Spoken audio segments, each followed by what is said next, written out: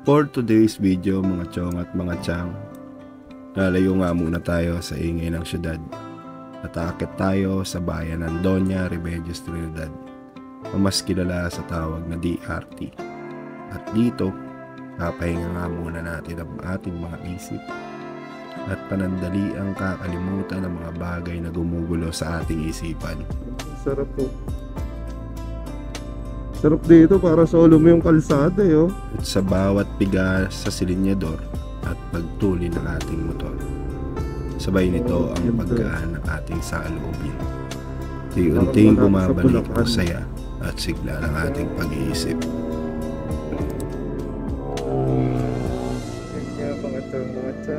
Kaya samahan nyo kami ni Chang at baka dito nyo rin matatagpuan Sarap. ang pahinga na Ganda na inyong kalsada, hinahanap. sarap. At baka sakaling mabusog rin ang inyong mga mata sa magandang tanawin na dala ng bayan ng Bicol.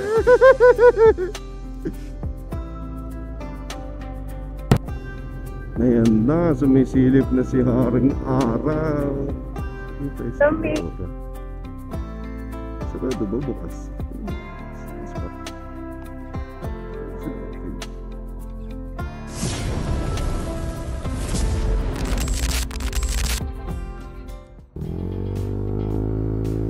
So yun, what's up mga chong? It's another day, another vlog. Yeah. Tayo ay magko-quick and very short ride lang. Time check, it's 4:55 AM.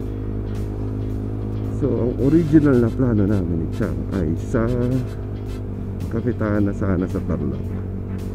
Kaso ayun nga, dahil ito ay biglaang lakad lang, sabi niya namin napagpusahan namin na doon na lang kami sa malapit. So sabi ko try namin sa Amadoros Cafe sa may DRT. Ayan. Kasi tayo ay lalayo lang muna saglit sa ating pangkaraniwan at normal na buhay. Tayo ay mamumundo kasi this past few days, wow, takin na English siya. This past few days, masyado tayong maraming iniisip at masyado tayong nai-stress at nagigisakitan tayo. So, ayun nga. Sabi ko nga kay Chang na siguro kailangan natin mag-unwind para kahit pa paano mabukasan naman ang ating mga dinadala at makapag-isip. So, ayun, tara, samahan nyo kami. Punta tayo Amadoros Cafe. Tara, let's go. So yun nga mga chong, mga chang, plano namin talaga pumunta sa Kapitana sa may Tarlac. Yun naman talaga gusto ko puntahan, tas beauty. Kaso ayun nga, oras na rin naman kami nagising. Kaya tinanong ko si Chang kung saan mo mas prefer, kung sa malayo o sa malapit. May sa malapit na lang daw muna kasi today is Sunday. Bukas may pasok na rin naman kami. Kaya para may pahinga din kami mamaya, di ba, pag uwi. Kasi kahit na sabihin mong masarap umihay at nakaka-relax, kahit paano siyempre mapapagod din ang iyong katawan at marirelax naman ang iyong isip. Gusto lang namin ng medyo maliit ang aming gagastusin. Ayun, para na rin masubukan natin tong Aerox natin. Actually nasiraan kami last time, kaya ngayon subukan lang natin kasi yun nga, papagawa lang sa kanya ayun nga, para matesting natin kung kakayanin sumabak sa biyahe. Pero saglit lang ang biyahe namin, parang 40 kilometers lang. Hindi naman siya ganun mai-stress. Kaya diba, at least masusubukan natin.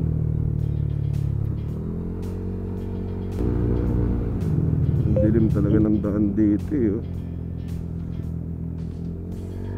Buti na lang maganda ang ating ano, mini driving light. Wala man silang street. Oo nga eh. Kaya nga buti maganda yung ating mini driving light. Diba? Kaya mas gusto ko mag-invest sa mga ano mo yan, di bali ng medyo pricey pero matagal mo naman magagamit tsaka sulit, di ba?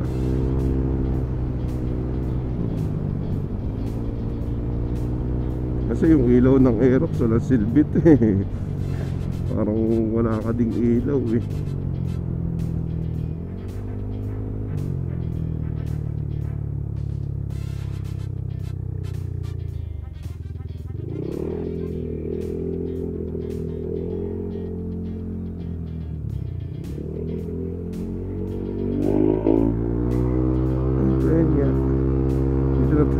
Floridel Bypass Road. Ang hirap pa magtulin. Ha? Ang hirap magtulin kasi madilim. Alam mo yun. At dito maliwanag yun. Ganda na ng ano, bypass eh. At dito nga tayo dadaan sa Ganda na dito. Floridel Bypass. Liwanag na. Ito ay may habang 24.61 kilometers na nagduduktong sa North Luzon Expressway sa Balagtas papunta ng Harlika Highway sa San Rafael. Sarap. Ito ay Lamig. ginawa ng Philippine-Japan Friendship Highway. Kasi hindi pa nabubuksan yung kabilang kalsada.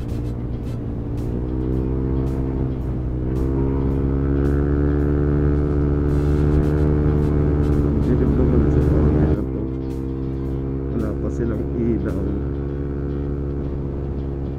Pero magkakaroon na rin naman kasi meron na dun sa bungad. Ay, hindi ko kita daan.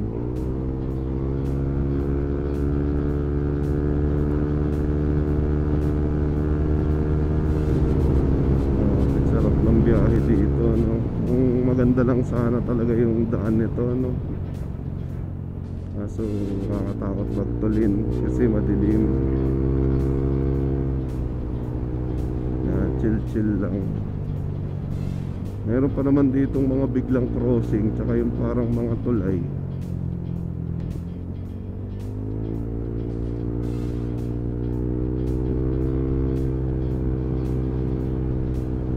Abutan kaya natin yung sunset. Yung sunset. Sunset. Sunrise. So nga, sunrise. Ba't nagagalit ka? Sunset. Di pa ka lumisikat ng araw. Bakit nagagalit ka? Hindi ah. Parang may pinaglalaban ka. Ayan na, sumisilip na si Haring Araw. Dami. Sarap na, lamig eh. At dito, nakalabas na nga tayo sa Maharlika Highway. Isa ito sa mga pwede mong daanan papunta sa DRT. Yung mga ano dito, Mas malapit mura kasi sa akin pag dito lalabas. 50 lang. Dahil ako'y galing lang ng tikit to, Bulacan. Parang ano, presyong refill.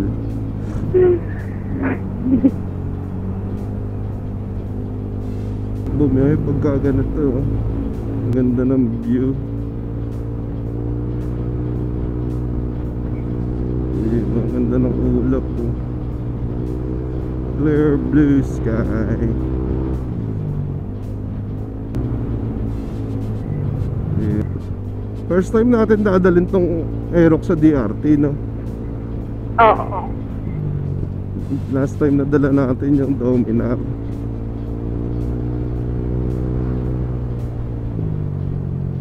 May police, may barangay checkpoint. Ambulansya pala.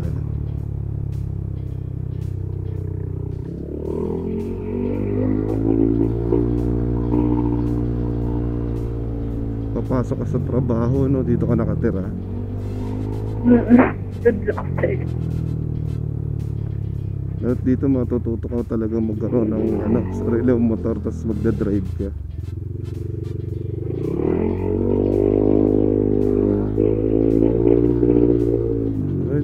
tayo, sarap po. Kaya pala amoy damo. Kaya amoy damo, nagdaba sila ng damo. Yung sarap po. Sarap dito, para solo mo yung kalsada eh, oh.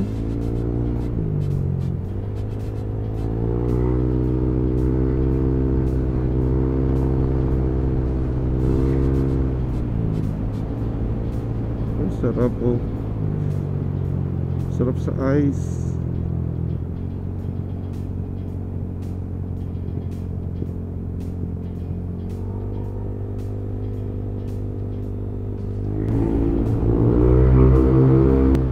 Sarap po.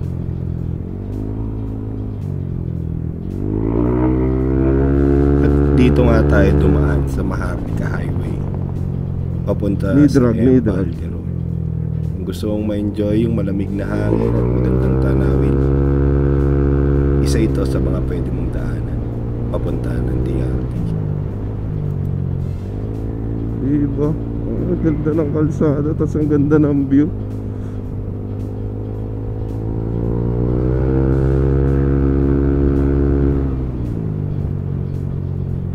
Ay, lalim. Parang bigla ako nalula. Tapos dun tayo kakaliwa. Ito na. Doggy.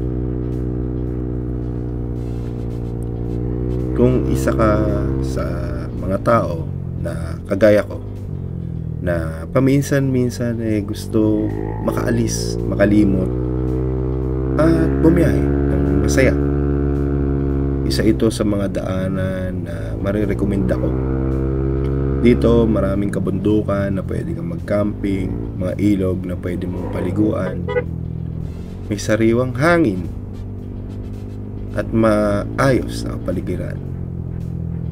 Malapit lang to sa Metro Manila, kaya karamihan na nasa Maynila imbis na bumiyahe ng papuntang south, mas pinupuntahan na ang bayan ng Doña Remedios Trinidad dahil dito sa mga bagong kalsada na mas madaling puntahan. Kahit sabihin na natin may mga portion pa din na lubak-lubak o hindi pa naayos, lamang pa rin naman yung magandang kalsada rito.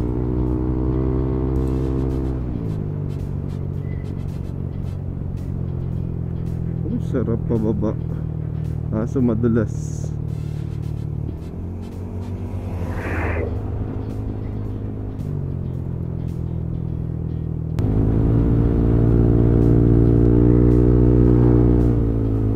Ito pala yung Raj Cafe.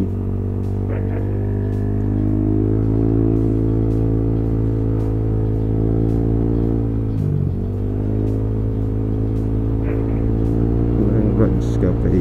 Nakita ko na sa Facebook yung Raj Cafe na yun. Ito yung Madora. Ano tayo? Magpasa Ano naman tayo. ano yung Yung, Google mo? yung alin? Nakapin. Nakapin kaso dun pa yun. Sa Digos Hills. Baka pwede na tayo dun.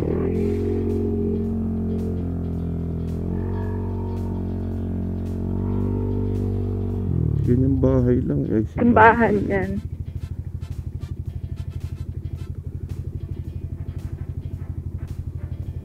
Diba? Ganda ng view. So dito tayo sa Amadora. Sarado ba bukas? Tingnan mo bukas. Bukas ba? Ano sila open? Hindi umaangat yung ano. Open kayo. Parang hindi pa. Open siguro yan.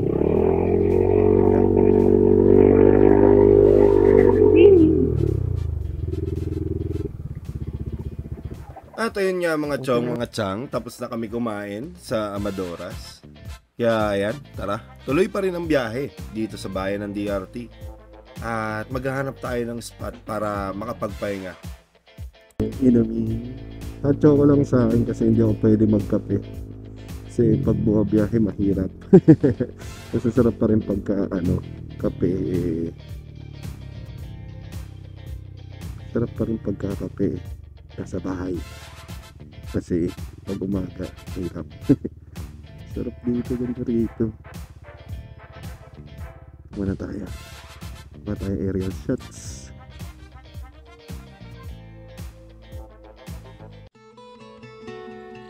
At habang nagpapahinga ako, napaisip na lang din ako sa mga bagay na madalas na gumugulo sa akin. At naisip ko ulit, tanungin sarili ko kung kamusta na ba talaga ako, kung naging masaya ba ako sa mga naging desisyon ko. Ang sagot ko, oo. Hindi naman lahat ng ginusto natin makukuha natin, di ba? Nasa ibaba man ako ngayon, sigurado, darating yung panahon na natataas ulit tayo at mas magiging masaya pa. Tayo lang din naman gagawa na ikakasaya natin Kaya dapat piliin mong maging masaya sa araw-araw. At sa mga ginagawa mo, wala ka dapat pagsisihan dahil pangit man o maganda, ang importante may natututunan tayo sa bawat pangyayari sa buhay natin.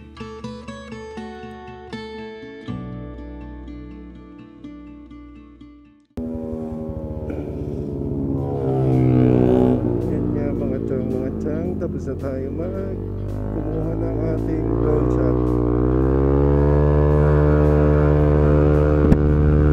Tayo ay ikot na ulit.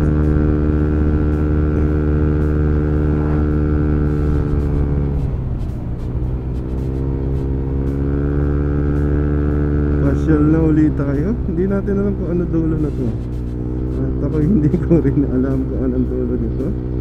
Sinusundan ko lang ang kalsada kung saan tayo pupunta, bahala na. Basta tayo may gas. Pero alam ko walang ano sa dulo kasi last time kasama ko yung ating kaibigan na si Jason. Dito kami pumunta nun at alam ko yung dulo yung napuntahan namin.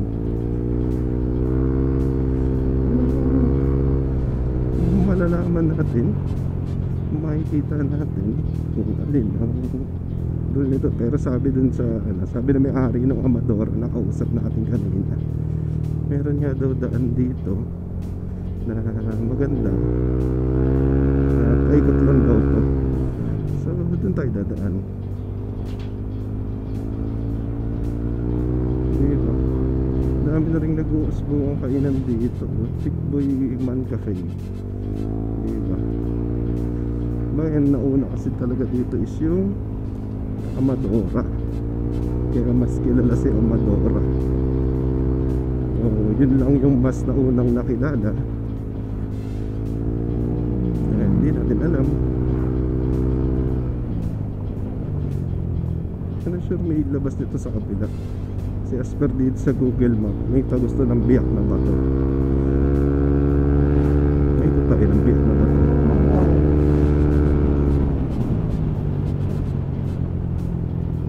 Nagiging pasyalan na rin to kasi maganda kayang kasada. Tapos kahit pa paano may mga konting twisties.